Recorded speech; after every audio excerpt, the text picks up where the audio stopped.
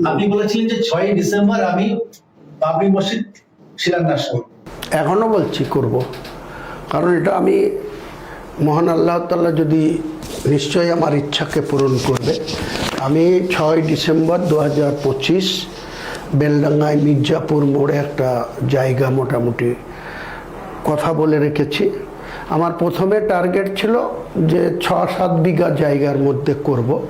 এখন আমার টার্গেট ওটা 15 বিঘা থেকে 18 বিঘা জায়গার মধ্যে প্রথমে বাবরি মসজিদে শিলান্যাস হবে, সেখানে বোর্ড লাগানো হবে, সেখানে 2 লক্ষ 2.5 লক্ষ মানুষের জমায়েত করে আমরা শিলান্যাসটা করব। শিলান্যাসে মমতা ব্যানার্জি উপস্থিত থাকবে? অবশ্যই ডাকবো, ওনাকে নিশ্চয়ই যাবেন।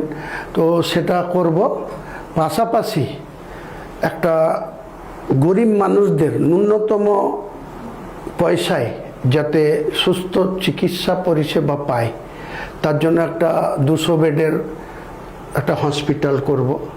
পাশাপাশি একটা 100 বেডের একটা মুসাফিরখানা করব, যাতে বাংলার বাইরে বা মুর্শিদাবাদের বাইরের কোনো জায়গা থেকে ওই মসজিদকে পরিদর্শন করতে গিয়ে যদি তাদের মনে হয় যে আমাকে একটা রাত এখানে কাটালে ভালো লাগবে বা আমি থাকবো, ওখানে একটা হেলিপ্যাড থাই এবং একটা মুসাফিরখানা, একটা হসপিটাল আর বাবরি মসজিদ, এটা হবেই।